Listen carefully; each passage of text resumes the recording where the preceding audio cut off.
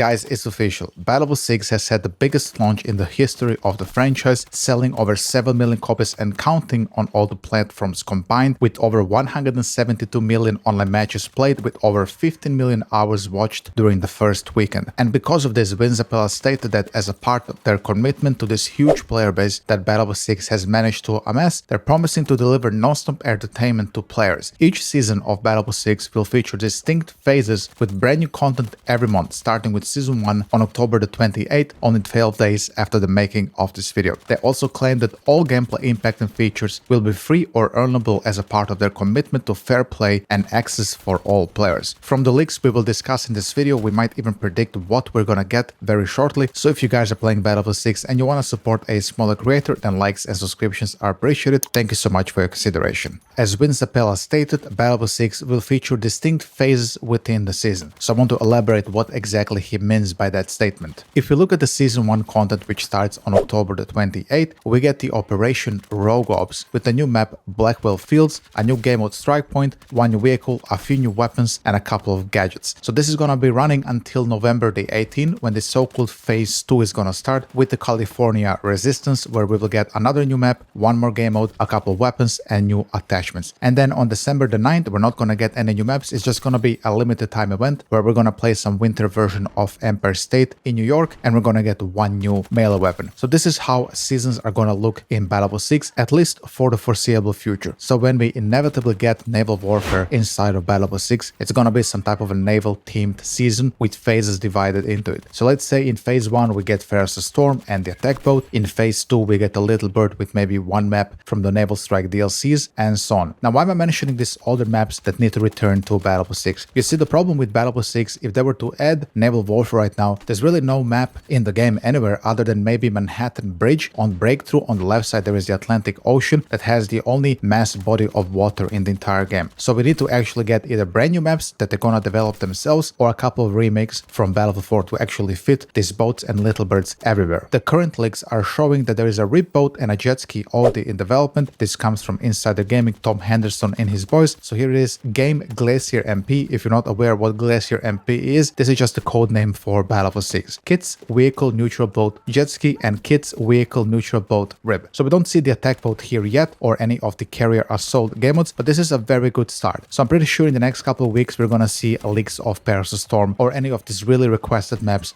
for naval warfare. As for when naval warfare will be introduced in Battlefield 6, that is unclear. However, judging by the Season 1 content, which appears to lack maps with vast amounts of water, just like I said, we might be waiting for a while. I don't think we're gonna wait that much longer. They already have water in the game from Manhattan Bridge, so if they're gonna remake, let's say, Ferris Storm, they can just copy that body of water and make a couple of islands. I think Ferris Storm probably isn't that hard to make, especially considering they have Tigger and a couple of other map makers that worked in Battlefield 4 inside Battlefield Studios. So I'm gonna place my bet here. Ferris Storm is probably gonna be the first naval warfare map we're gonna see inside Battlefield 6. Which map do you think is gonna be the first one? Maybe Operation Mortar or some of the other maps from Naval Strike DLC? Let me know down in the comment section. A new hotfix has also been released for Battlefield 6, where the developers reduced the starting ticket count across all Conquest maps so matches finish at a more natural pace. Previously, many rounds were hitting the time limit instead of ending when one team ran out of tickets. We'll keep monitoring feedback and data to make sure the flow of each match feels right. I know everybody is losing their minds over this, and I also don't understand why they did it, but I just want to kindly remind you that Battlefield 3 also had naturally 800 tickets on Conquest Large, and the only way we could increase those tickets was by renting custom servers. But DICE themselves have decided that 800 tickets was enough for Battlefield 3, so maybe they're following that ideology as well. The problem is, however, 800 tickets might have worked in Battlefield 3 on their side back in 2011, but today the matches are much faster, the maps are smaller than Battlefield 3, at least most of them, so 700 tickets on Operation Firestorm with Battlefield 6's time to death and the way the vehicles sometimes don't even spawn sounds a little bit too low in my opinion. I also am not sure why they're even doing this in the first place when there are other issues they should be addressing rather than reducing Conquest ticket count. We also have to keep in mind that they have that mercy losing mechanic on Conquest. So if you full cap one team, they have 60 seconds to capture a flag, otherwise they just full lose the match. That mechanic was removed, so now we have that and reduced ticket count on Conquest, making Conquest, in my opinion, maybe just not attractive anymore to play compared to Breakthrough. And here where they said that many rounds are hitting the time limit instead of ending when one team ran out of tickets, that's the whole point of Battlefield, man. I love this overtime fights. Fighting to the death on one flag was what made Conquest so fun for me in BF3, BF2 and Battlefield 4. For example, let's say your team had 100 tickets, the enemy team had 90 tickets, you're all fighting on Siege of Shanghai, on Charlie, trying to get the flag so you win the game. But in Dice's opinion, the match should just end. You don't deserve this fight. Absolutely bizarre decision in my opinion to do this now. We know that Battlefield 6 launched with Conquest, Breakthrough, Rush and Domination. But just because there are plenty of options for players right now, it doesn't mean that EA isn't working on bringing more game modes to Battlefield 6. According to the data obtained by Insider Gaming, there are 6 more game modes possibly joining Battlefield 6 at some point in the near future. The strings were found in the multiplayer files of the game and the lines read as follow. Multiplayer mode, raid, payload, sabotage, squad shootout, strike point and tank hunt. So the 2 modes we are getting in season 1 are strike point and sabotage. Strike point is planned to launch on October 28th alongside the release of Battlefield 6 Operation Rogue Ops. But the other modes sound quite interesting. Payload, squad shootout, strike point and tank hunt. I'm gonna tell you about this mode Payload. I played in a free-to-play game a long time ago called EVE Online. It was a free-to-play first-person shooter which I was playing when I was broken hell many years ago. There we had to escort a tank to the enemy's base or something of that sort. It was extremely fun. I wonder how this mode would work in Battlefield 6. And I think the maps that we have in Battlefield 6 would actually work well for some type of an escort the tank mode. Maybe on Manhattan Bridge or even Empire State if we ever get vehicles on that map. It could be pretty interesting. The tank hunt mode could be tank superiority from Battlefield 3 DLC Armored Kill. And while all these new modes sound great, I'm a little bit concerned about the player base split here. We already split the player base now between the closed and the open weapons, between Breakthrough, Conquest, Domination, Rush and so on. Now the Battle Royale is coming in. Now there's more modes coming as well. I really hope that Battlefield 6 huge player base can sustain having so many modes in a video game.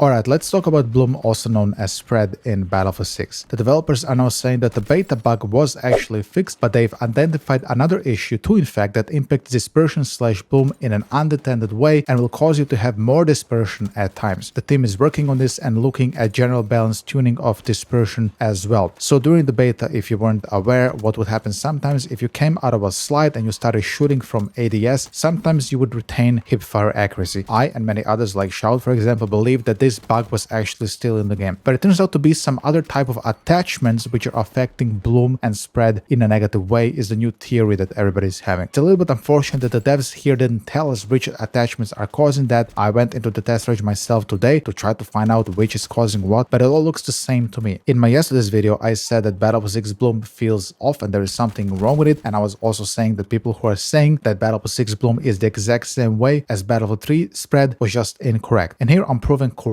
So there is some type of a bug with the spread. The spread isn't intended to be this high in Battlefield 6. The biggest problem with the spread in Battlefield 6, in my humble opinion, is that it kicks after only like 2 or 3 bullets, and it never seems to reset. In Battlefield 3 and 4, games which also were notorious for having very high spread, when you reset your weapon, let's say you were using Ike on Locker on Battlefield 4, if you were firing a 9-round burst down range and then you let Ike reset, then the spread would reset as well. That doesn't seem to exist in Battlefield 6. Spread is just a consistent factor on like every bullet, which is just bizarre. So the devs want to fix that, and now they're looking into ways to balance it generally as well.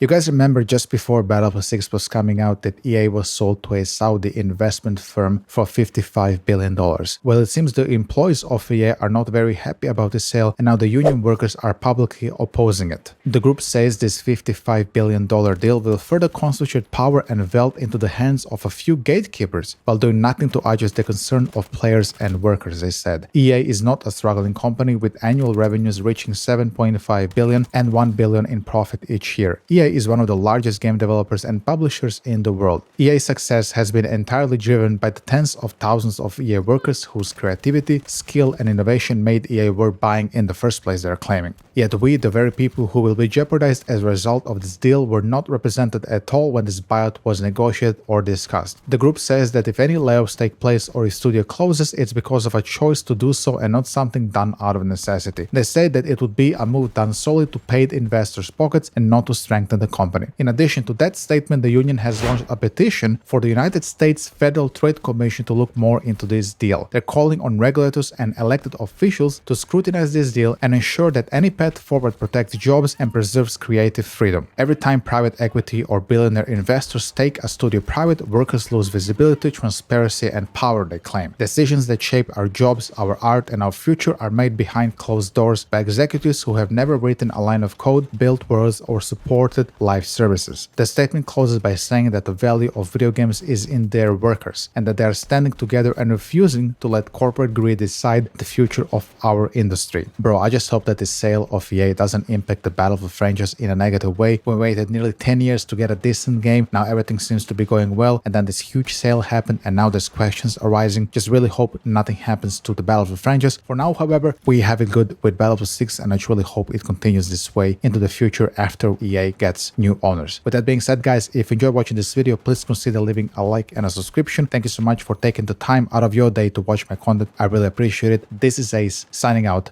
Bye bye.